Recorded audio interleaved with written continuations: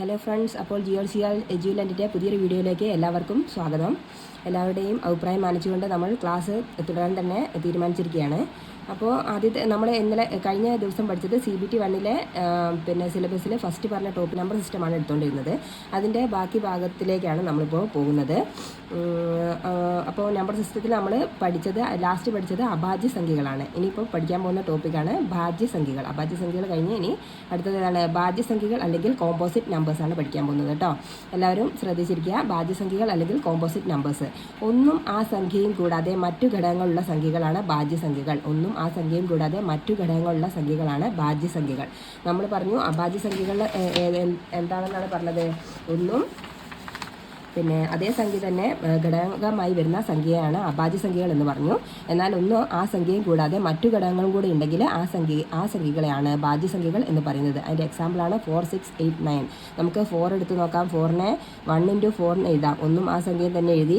അതല്ലാതെ നമുക്ക് 2 × 2 4 എഴുതാം. അപ്പം എത്ര ഘടകങ്ങളുണ്ട്? 1, 4, 2 അങ്ങനെ 3 ഘടകങ്ങളുണ്ട്. ഒന്നും ആ സംഖ്യയും കൂടാതെ മറ്റൊരു ഘടകം കൂടി വന്നു. അപ്പോൾ അതെന്താണ്? ഭാജ്യ സംഖ്യയാണ്.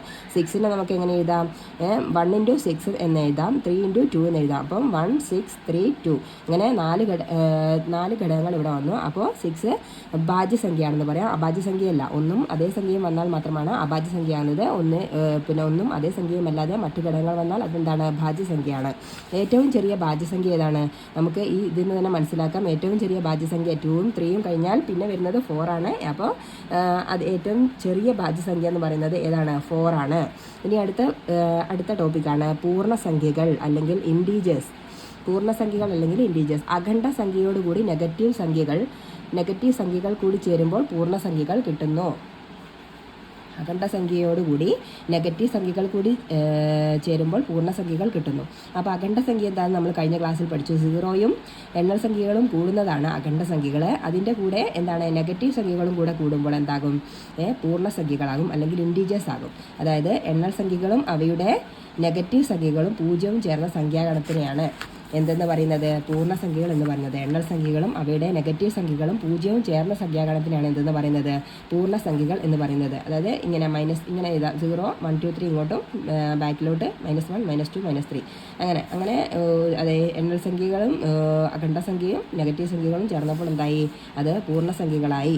പൂർണ്ണസംഖ്യയെ നമുക്ക് ഡിനോട്ട് ചെയ്യാൻ വേണ്ടി Z എന്ന പിന്നെ നൊട്ടേഷൻ വഴി നമുക്ക് ഡിനോട്ട് ചെയ്യാം. അങ്ങനെ ഡിനോട്ട് ചെയ്യുമ്പോൾ നമുക്ക് 0, +or -1, +or -2, +or -3 ഇങ്ങനെ വേണമെങ്കിൽ നമുക്ക് എഴുതാവുന്നതാണ്. +or -3 അങ്ങനെ വേണമെങ്കിൽ എഴുതാവുന്നതാണ് കേട്ടോ.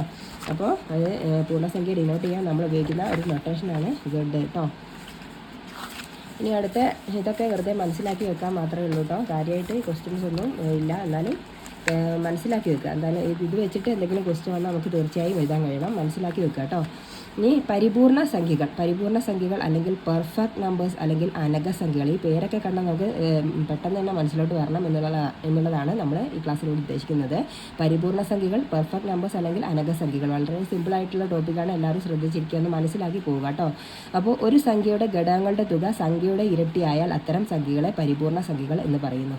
ഒരു സംഖ്യയുടെ ഘടകങ്ങളുടെ തുക സംഖ്യയുടെ ഇരട്ടിയായാൽ അത്തരം സംഖ്യകളെ നമ്മൾ എന്ത് പറയുന്നു? പരിപൂർണ്ണ സംഖ്യകൾ എന്ന് പറയുന്നു. അപ്പോൾ ഒരു സംഖ്യയുടെ അപ്പോൾ ഒരു എക്സാമ്പിൾ വെച്ചിട്ട് നമുക്ക് ചെയ്തു നോക്കാം.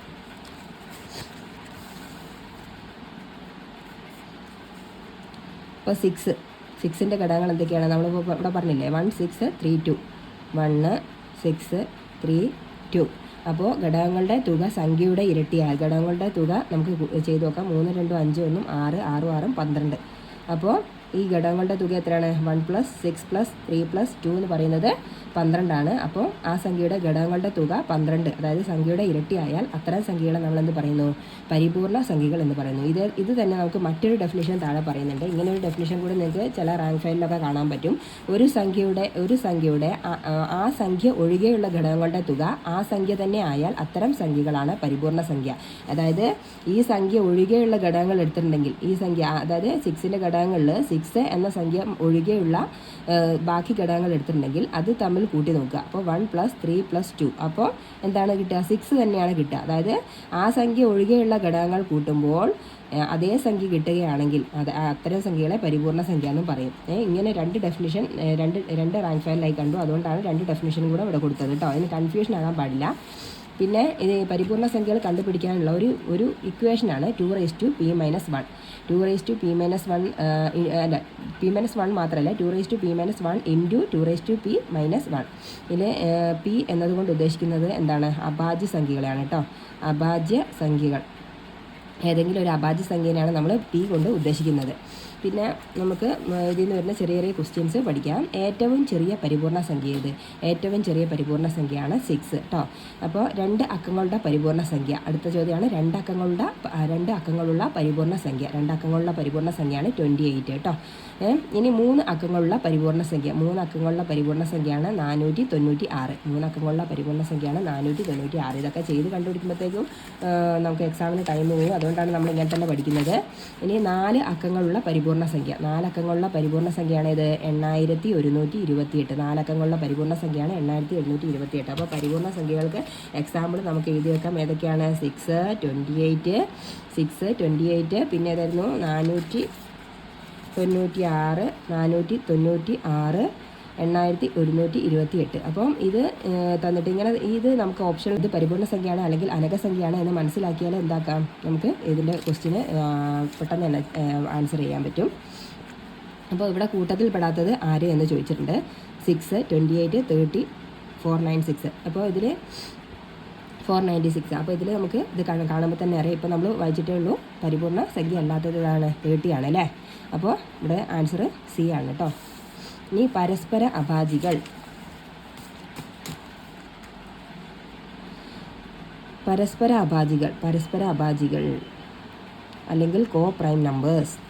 2 എണ്ണൽ സംഖ്യകളുടെ പൊതുഘടകം 1 ആയാൽ ആ സംഖ്യകളാണ് പരസ്പര അഭാജികൾ. 2 എണ്ണൽ സംഖ്യകളുടെ പൊതുഘടകം 1 ആയാൽ ആ സംഖ്യകളാണ് പരസ്പര അഭാജികൾ. അല്ലെങ്കിൽ മറ്റൊരു രീതിയിൽ പറഞ്ഞാൽ 2 എണ്ണൽ സംഖ്യകളുടെ ഉസാഗ 1 ആയാൽ ആ സംഖ്യകളെ കോപ്രൈം എന്ന് പറയുന്നു. അപ്പോൾ ലസാഗ ഉസാഗയൊക്കെ നമ്മൾ വരുന്ന ക്ലാസ്സുകളിൽ പഠിക്കുന്നുണ്ട്. അപ്പോൾ ഈ ഇക്വേഷൻ അല്ലെ ഈ പിന്നെ നിർവചനം ഇപ്പോൾ നിങ്ങൾ ശ്രദ്ധിക്കേണ്ട ആവശ്യമില്ല. നമുക്ക് അപ്പോൾ അത് പഠിക്കുമ്പോൾ നമുക്കിത് വായിക്കുമ്പോൾ പിന്നെ കൂടുതലായിട്ട് മനസ്സിലാവുന്നതാണ്. അപ്പോൾ 2 എണ്ണൽ സംഖ്യകളുടെ പൊതുഘടകം 1 ആയാൽ ആ സംഖ്യകളാണ് പരസ്പര അഭാജികൾ. ഇത് ശ്രദ്ധിക്കുക. 2 എണ്ണൽ സംഖ്യകളുടെ അതിൻ്റെ എക്സാമ്പിൾ ഒന്ന് ശ്രദ്ധിക്കുക. 2, 3 ഒരു എക്സാമ്പിളാണ്. 2, 3 എടുക്കാം. 2, 3 എന്നുള്ള 2 എണ്ണൽ സംഖ്യ എടുക്കാം. 2ൻ്റെ പൊതുഘടകം എന്തൊക്കെയാണ്? അല്ല, 2ൻ്റെ ഘടകങ്ങൾ എന്തൊക്കെയാണ്? 1, 2. 3ൻ്റെ ഘടകങ്ങൾ ഏതൊക്കെയാണ്? 1, 3. അപ്പോൾ ഇതിലെ പൊതുഘടകം ഏതാണ്? 1. അപ്പോൾ 2 എണ്ണൽ സംഖ്യകൾ എടുത്തിട്ടുണ്ടെങ്കിൽ അതിൻ്റെ പൊതുഘടകം 1 ആയിട്ടുണ്ടെങ്കിൽ അത്തരം സംഖ്യകളാണ് പരസ്പര അഭാജികൾ. ഇത്തരം സംഖ്യകളാണ് പരസ്പര അഭാജികൾ അല്ലെങ്കിൽ കോ പ്രൈം നമ്പേഴ്സ്. 2, 3 അപ്പോൾ എന്താണ്? കോ പ്രൈം നമ്പേഴ്സാണ്.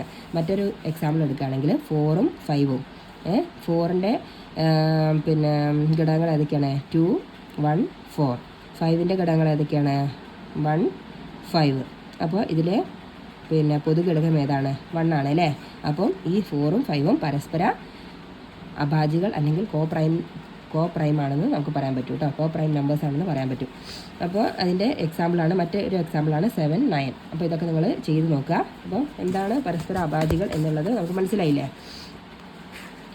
അപ്പോൾ ഇനി എന്താണ് അടുത്ത ടോപ്പിക്ക്? ആംസ്ട്രോങ് സംഖ്യകൾ കേട്ടോ. ആംസ്ട്രോങ് സംഖ്യകൾ എന്ന് വെച്ചാൽ ഈ നമ്പേഴ്സ് അങ്ങ് മനസ്സിലാക്കി വെക്കുക.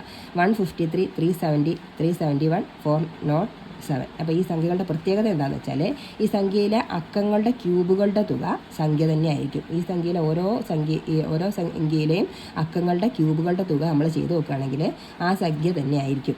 അപ്പോൾ അതാണ് ഈ ആംസ്ട്രോങ് സംഖ്യകളുടെ പ്രത്യേകത. ഇതങ്ങനെ ചോദിച്ച് കണ്ടിട്ടൊന്നുമില്ല, എന്നാലും പഠിച്ചു വെക്കുക. എൻ്റെ എക്സാമ്പിൾ നമുക്ക് നോക്കുകയാണ്. ആംസ്ട്രോങ് സംഖ്യകൾ ഏതൊക്കെയാണ്? 153, 370, 371, 407. ഇതൊക്കെ ഒന്ന് മനസ്സിലാക്കി വെക്കുക കേട്ടോ. നമുക്ക് എക്സാമിന് പെട്ടെന്ന് മെമ്മറിയിലോട്ട് വരണമെങ്കിൽ ഈ സംഖ്യകൾ അങ്ങനെ തന്നെ ഒന്ന് മനസ്സിലാക്കി വെക്കണം. അപ്പോൾ 153 അതിൻ്റെ ഓരോ സംഖ്യയിലെ അക്കങ്ങളുടെ ക്യൂബുകളുടെ തുക നമ്മൾ കണ്ടു നോക്കുക. സംഖ്യയിലെ അക്കങ്ങൾ ഏതൊക്കെയാണ്? 153. അപ്പോൾ 1ൻ്റെ ക്യൂബ് പ്ലസ് 5ൻ്റെ ക്യൂബ് പ്ലസ് 3ൻ്റെ ക്യൂബ്.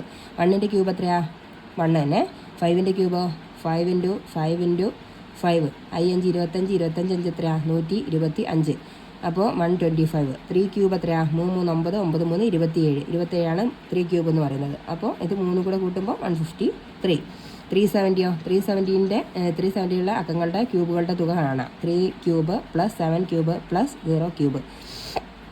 അപ്പോൾ 27 + 343 + 0. അപ്പോൾ 370 എന്നാണ് ആൻസർ കിട്ടുക. അതുപോലെ 371, 3 cube plus 7 cube plus 1 cube 27 343 + 1 അപ്പോൾ 371 ആൻസർ കിട്ടും. 407 അപ്പോൾ ഇതും സെയിം അല്ലേ, അങ്ങനെയാണ് നോക്കുന്നത് കേട്ടോ. അതായത് സംഖ്യയിലെ അക്കങ്ങളുടെ ക്യൂബുകളുടെ തുക അതേ സംഖ്യ തന്നെയായാൽ അത്തരം സംഖ്യകളെ ആംസ്ട്രോങ് സംഖ്യകൾ എന്ന് പറയുന്നു. 407 4 cube plus 0 cube plus 7 cube 64 plus 0 plus 343 407 answer കേട്ടോ. അപ്പോൾ എന്താണെന്ന് വെച്ചാൽ ഈ സംഖ്യകൾ പഠിച്ചു വെക്കുക. ഇതിൽ ഒറ്റയാനെ കണ്ടെത്താന്നൊക്കെ പറഞ്ഞിട്ട് ക്വസ്റ്റ്യൻസ് വരാൻ സാധ്യതയുണ്ട്. അപ്പോൾ ഈ സംഖ്യകൾ ആംസ്ട്രോങ് സംഖ്യകൾ വെറുതെ ഒന്ന് നോക്കി വെക്കുക കേട്ടോ.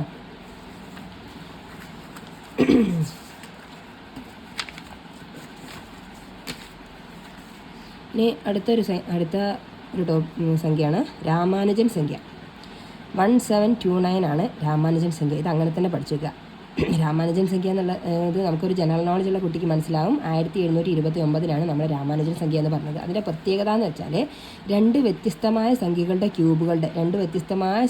ക്യൂബുകളുടെ തുകയായി എഴുതാൻ പറ്റിയ ഏറ്റവും ചെറിയ സംഖ്യയാണ് രാമാനുജൻ സംഖ്യ. വലിയൊരു പ്രത്യേകതയൊന്നുമല്ല, പക്ഷേ വലിയൊരു പ്രത്യേകതയാണ്. പക്ഷേ നമ്മൾ ഇപ്പോൾ ഒരു ചെയ്ത് കണ്ടുപിടിക്കാൻ ശ്രമിക്കാറൊന്നുമില്ല ആരും. അത് ഇങ്ങനെ തന്നെ മനസ്സിലാക്കി വെക്കുക. രണ്ട് വ്യത്യസ്തമായ ക്യൂബുകളുടെ തുകയായി എഴുതാൻ കഴിയുന്ന ഏറ്റവും ചെറിയ സംഖ്യ. രണ്ട് വ്യത്യസ്തമായ സംഖ്യകളുടെ ക്യൂബുകളല്ലേ ഇവിടെ തന്നത്. 10 ക്യൂബും 9 ക്യൂബ്. അതിൻ്റെ ക്യൂബുകളുടെ തുകയായി എഴുതുമ്പോൾ അത് നമ്മൾ കൂട്ടി വയ്ക്കിയാൽ കിട്ടുന്ന ഏറ്റവും ചെറിയ സംഖ്യയാണ് 1729. അതുപോലെ 12 ക്യൂബ് പ്ലസ് 1 ക്യൂബ് എന്നും 1729 നമുക്ക് എഴുതാൻ പറ്റും കേട്ടോ. ഇനി ഭിന്നകങ്ങൾ അല്ലെങ്കിൽ റാഷണൽ നമ്പേഴ്സ്. എന്താണെന്നാണ് നമ്മൾ പറയുന്നത്. എന്താണ് നമുക്ക് ഭിന്നകങ്ങൾ എന്ന് പറയുന്നത് തന്നെ ഭിന്നസംഖ്യകൾ നമുക്കറിയില്ലേ. A/B എന്ന രൂപത്തിൽ എഴുതാൻ കഴിയുന്ന സംഖ്യകളാണ് ഭിന്നകങ്ങൾ. എന്നാൽ B ഒരിക്കലും 0 ആകാൻ പാടുമില്ല. അതാണ് ഭിന്നസംഖ്യേൻ്റെ ഒരു കണ്ടീഷനാണ് അവിടെ. എന്താണ്? B ഒരിക്കലും 0 ആകാൻ പാടില്ല. A/B B ≠ 0. അപ്പോൾ B 0 ആയാൽ എന്താ പ്രശ്നം? A/B എന്നുള്ളത് A/Bക്ക് 0 ആണ് കൊടുക്കുന്നതെങ്കിൽ ഇത് നമുക്ക് നിർവചിക്കാൻ പറ്റാത്തൊരു കാര്യമാണ്. നമുക്ക് A/0 ഇതുവരെ നിർവചിക്കപ്പെട്ടിട്ടില്ല. അതുകൊണ്ടാണ് B ≠ 0 എന്ന് പറയുന്നത്. ഇവിടെ 0 ആകാൻ പാടില്ല കേട്ടോ. അപ്പോൾ 1/2 3/4 2/1 3 ഇതൊക്കെ എന്താണ്? ഭിന്നകങ്ങളാണ്. 3 ഭിന്നകങ്ങളാണെന്ന് എല്ലാവർക്കും ഡൗട്ട് ഉണ്ടാകും. 3ൻ്റെ അടിയിൽ ഒരു 1 ഉണ്ട്. അത് 1 ഉണ്ടാവും കേട്ടോ എപ്പോഴും. അപ്പോൾ 3/1 ആണ് 3 എന്ന് പറയുന്നത്. അപ്പോൾ അതൊരു ഭിന്നകമാണ്. അഭിന്നകങ്ങൾ അല്ലെങ്കിൽ ഇറാഷണൽ നമ്പേഴ്സ് കേട്ടോ. ഇറാഷണൽ നമ്പേഴ്സ് ദശാംശ രൂപത്തിൽ എഴുതിയാൽ ആവർത്തിക്കുന്നതോ അവസാനിക്കാത്തതോ ആയ സംഖ്യകളാണ് അഭിന്നകങ്ങൾ. നമ്മൾ ദശാംശ രൂപത്തിൽ എഴുതിയാൽ ആവർത്തിക്കപ്പെട്ടുകൊണ്ടേയിരിക്കുക. അതായത് ഒരവസാനം ഇല്ലാതെ ഇൻഫിനിറ്റ് ആയിട്ട് ഇങ്ങനെ പോയിക്കൊണ്ടേയിരിക്കുക. റിക്കറിങ് എന്ന് പറയും ഇംഗ്ലീഷിൽ. അവസാനിക്കാത്തതെന്ന് പറഞ്ഞാൽ നോൺ എൻഡിങ് ആയിട്ടുള്ള സംഖ്യകളെയാണ് നമ്മൾ എന്ത് പറയുന്നത്? അഭിന്നകങ്ങൾ അല്ലെങ്കിൽ ഇറാഷണൽ നമ്പേഴ്സ് എന്ന് പറയുന്നത്. അഭിന്നകങ്ങൾക്ക് ഉദാഹരണമാണ് √3 √2 പൈ എക്സ്പൊണൻഷ്യൽ എക്സെട്ര. അപ്പോൾ √3ൻ്റെ നമ്മൾ വാല്യൂ പഠിച്ചിട്ടുണ്ട് 1.73 എക്സെട്ര. അവിടെ അത് അവസാനിക്കുന്നില്ല, നോൺ എൻഡിങ് ആണ്. √2 1.414 എക്സെട്ര. അവിടെ അവസാനിക്കുന്നില്ല. പൈൻ്റെ വാല്യൂ 3.14 എക്സെട്രയാണ് കേട്ടോ. പൈൻ്റെ വാല്യൂ നമുക്കൊരു ഡൗട്ട് ഉണ്ട്. 22/7 എന്ന് പൈനെ എഴുതിക്കൂടെയെന്ന്. ഇത് നമ്മളൊരു അപ്രോക്സിമേറ്റ് ആയിട്ട് എഴുതുന്നതാണ് 22/7 എന്ന് പറയുന്നത്. ശരിക്കും പൈ എന്ന് പറയുന്നത് 3.14 എക്സെട്ര. അവിടെ അവസാനിക്കുന്നില്ല, അവിടെ നോൺ എൻഡിങ് ആണ് കേട്ടോ. ഇവിടെ സംഖ്യകൾ അവസാനിക്കുന്നില്ല. ഇനി എക്സ്പൊണൻഷ്യൽ അതൊരു കോൺസ്റ്റൻ്റ് ആണ്. അതിൻ്റെ വാല്യൂ എന്ന് പറയുന്നത് 2.71 സംതിങ് ആണ്. താഴെ തന്നിട്ടുള്ളവയിൽ അഭിന്നകം ഏത് എന്നൊരു ക്വസ്റ്റ്യൻ ഉണ്ട്. അഭിന്നകം ഏത്? അപ്പോൾ ഇതിലേതാണ് അഭിന്നകം? 1.7333 എക്സെട്ര 1.23 √9 1.801. ഇതിലേതാണ് അഭിന്നകം? ഭിന്നകം എന്ന് വെച്ചാൽ നമുക്ക് ബൈ ഇട്ടിട്ട് ചെയ്യാൻ പറ്റും. 1.7333 എക്സെട്ര. അപ്പോൾ ഇത് കണ്ടാൽ തന്നെ നമുക്കറിയാം നോൺ എൻഡിങ് ആണ്. അപ്പോൾ നമുക്കിത് എന്താണ് പറയാം? അഭിന്നകത്തിൽ ഇത് തന്നെയാണ് അഭിന്നകം. √9 എല്ലാവർക്കും ഡൗട്ട് ഉണ്ടാകും. √3 √2 ഒക്കെ വന്നതുപോലെ √9 എല്ലാവർക്കും ഡൗട്ട് ഉണ്ടാകും ഇത് അഭിന്നകമല്ലേന്ന്. √9ൻ്റെ വാല്യൂ കൃത്യമായി നിർവചിക്കപ്പെട്ട വാല്യൂ അതിനുണ്ട്. എന്താണ് √9ൻ്റെ വാല്യൂ എത്രയാണ്? 3 3 9 3 ആണ് ആൻസർ. 3നെ 3/1 എന്ന് എഴുതിയാൽ നമുക്ക് ഭിന്നകമല്ലേ ഇത്. അപ്പോൾ ഇതല്ല കേട്ടോ, ഇത് അഭിന്നകമല്ല, റാഷണൽ നമ്പറാണ്, ഇറാഷണൽ നമ്പർ അല്ല കേട്ടോ. ഇനി 1.23 നമ്മൾ എങ്ങനെയാണ് അഭിന്നകമായി എഴുതുക എന്ന് ചോദിച്ചിട്ടുണ്ടെങ്കിൽ 123/100 എന്ന് എഴുതിയിട്ടുണ്ടെങ്കിൽ അതിൻ്റെ ആൻസറാണ് 1.23. അപ്പോൾ ഇതൊരു ഭിന്നകമല്ലേ? അഭിന്നകമല്ല.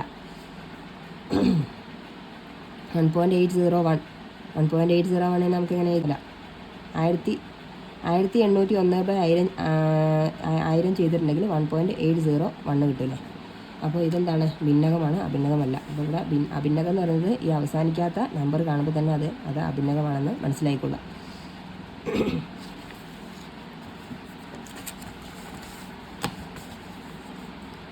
ഇനി നമ്മൾ അടുത്തതായി പഠിക്കാൻ പോകുന്നത് മുഖവിലയും സ്ഥാനവിലയുമാണ് കേട്ടോ.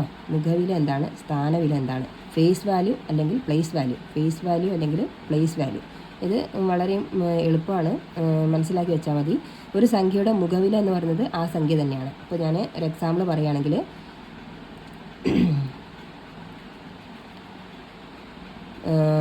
34,567.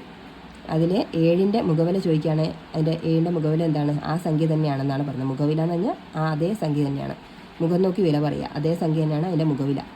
അപ്പോൾ 7ആണ് അതിൻ്റെ ആൻസർ. 34,567. 6ൻ്റെ മുഖവില ഏതാണെന്ന് വെച്ചാൽ 6 തന്നെയാണ് അതിൻ്റെ 6ൻ്റെ മുഖവില. ഇനി സ്ഥാനവിലയാണ് നമ്മൾ അടുത്ത് പറയുന്നത്. വലത്തു നിന്ന് ഇടത്തോട്ട് ഒറ്റ, 10, 100, 1000, 10,000, ലക്ഷം, 10 ലക്ഷം, കോടി എന്നീ ക്രമത്തിലാണ് സംഖ്യകളുടെ സ്ഥാനവില കണക്കാക്കുന്നത്. ഇപ്പോൾ നമ്മളൊരു സംഖ്യ കണ്ടിട്ടുണ്ടെങ്കിൽ ഒറ്റ, നമ്മൾ പണ്ട് ക്ലാസ്സിൽ നിന്ന് എണ്ണൂല്ലേ, ഒറ്റ, 10, 100, 1000, 10,000 അങ്ങനെ എണ്ണീട്ട് കണക്കാക്കുന്നതിനാണ് നമ്മൾ എന്താണ് പറയുന്നത്? സ്ഥാനവില എന്ന് പറയുന്നത്. അപ്പോൾ ഒരു ക്വസ്റ്റ്യൻ പറയാം. 34,567 എന്ന സംഖ്യയിൽ 4ൻ്റെ സ്ഥാനവില എത്ര? 34,567 4ൻ്റെ സ്ഥാനവില. 4ൻ്റെ സ്ഥാനം ചോദിച്ചിട്ടുണ്ടെങ്കിൽ, സ്ഥാനം എത്ര എന്ന് ചോദിച്ചിട്ടുണ്ടെങ്കിൽ ഒറ്റ, 10, 100, 1000 എന്ന സ്ഥാനത്തിലാണ് 4 നിൽക്കുന്നത്. എന്നാൽ 4ൻ്റെ സ്ഥാനവില ചോദിച്ചാൽ 4 × 1000. 4ൻ്റെ സ്ഥാനവില ചോദിച്ചാൽ 4 × 1000. 4 × അതിൻ്റെ സ്ഥാനം നോക്കുക. 1, 2, 3, 4 4 സ്ഥാനം മാറിയിട്ടുണ്ടെങ്കിൽ അത് 1000 ആണ്. അപ്പം 4 × 1000 ചെയ്തിട്ടുണ്ടെങ്കിൽ 4000. അതാണ് 4ൻ്റെ സ്ഥാനവില എന്ന് പറയുന്നത് കേട്ടോ. കണ്ടില്ലേ, 4ൻ്റെ സ്ഥാനവില 4 ആയിരങ്ങളാണ്. 4 × 1000 4000. ഇനി 34,567 6ൻ്റെ സ്ഥാനവിലയാണ് ചോദിക്കുന്നത്. 6ൻ്റെ സ്ഥാനവില ഒറ്റ, 10. അതായത് 10ൻ്റെ സ്ഥാനത്താണ് 6 നിൽക്കുന്നത്. സ്ഥാനം 10ആണ്. എന്നാൽ സ്ഥാനവില ചോദിക്കുകയാണെങ്കിൽ 6 × 10. 6 × 10 60. അതാണ് സ്ഥാനവില എന്ന് പറയുന്നത് കേട്ടോ. ഇനി സംഖ്യാരേഖ അല്ലെങ്കിൽ നമ്പർ ലൈൻ നമുക്ക് എല്ലാവർക്കും അറിയുന്നതാണ്. അതൊരു വലിയ സംഭവമായി കാണേണ്ടതല്ല. നമ്മളിങ്ങനെ സംഖ്യകളെ ഇങ്ങനെ ഒരു ലൈനിലാക്കി എഴുതി നോക്കുന്നതേ ഉള്ളൂ. സംഖ്യാരേഖ അല്ലെങ്കിൽ നമ്പർ ലൈൻ. അപ്പോൾ ഒരു ലൈനിലോട്ട് നമ്മൾ സംഖ്യകൾ എഴുതുകയാണെങ്കിൽ 0ൻ്റെ മുന്നോട്ട് 1, 2, 3 ഇങ്ങനെ എഴുതാം. നെഗറ്റീവ് സംഖ്യകൾ ബാക്കോട്ട് എഴുതാം. ഇങ്ങനെയുള്ള ലൈനാണ് നമ്മൾ നമ്പർ ലൈൻ എന്നതുകൊണ്ട് ഉദ്ദേശിക്കുന്നത്.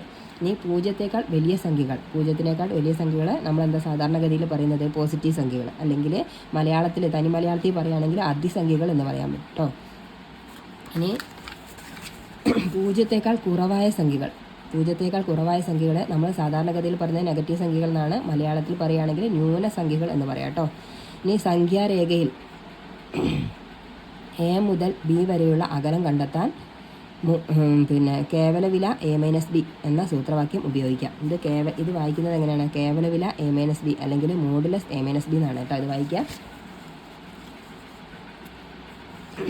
അതായത് ഒരു ലൈനിൽ, ഒരു സംഖ്യാരേഖയിൽ A മുതൽ B വരെയുള്ള അകലം കണ്ടെത്താൻ വേണ്ടിയിട്ടാണ് നമ്മൾ ഈ ഇക്വേഷൻ ഉപയോഗിക്കുന്നത്. കേവലവില എഴുതിയിട്ട് A-B എന്ന കേവലവില A-B എന്ന സൂത്രവാക്യം അതിന് വേണ്ടിയിട്ടാണ് ഉപയോഗിക്കുന്നത്. ഇതിൽ അത് വായിക്കുന്നത് എങ്ങനെയാണ്? A-Bയുടെ കേവലവില അല്ലെങ്കിൽ മോഡുലസ് വാല്യൂ ഓഫ് A-B എന്നാണ് അത് വായിക്കുന്നത് കേട്ടോ. അപ്പോൾ ഇന്ന് നമ്മൾ ഇവിടെ കൊണ്ട് നിർത്തുകയാണ്. അപ്പോൾ ഇന്ന് നമ്മൾ ഇവിടം വരെയാണ് പറയുന്നത്. ഒരു കേവലവിലൻ്റെ സംഖ്യാരേഖയിലെ കുറച്ച് പ്രോബ്ലംസും പിന്നെ അണ്ണൽ സംഖ്യകൾ വെച്ചിട്ടുള്ള കുറച്ച് കാര്യങ്ങളും നമുക്ക് അടുത്ത ക്ലാസ്സിൽ ചർച്ച ചെയ്യാം. അപ്പോൾ ഇതുവരെയുള്ള ക്ലാസ്സുകളിൽ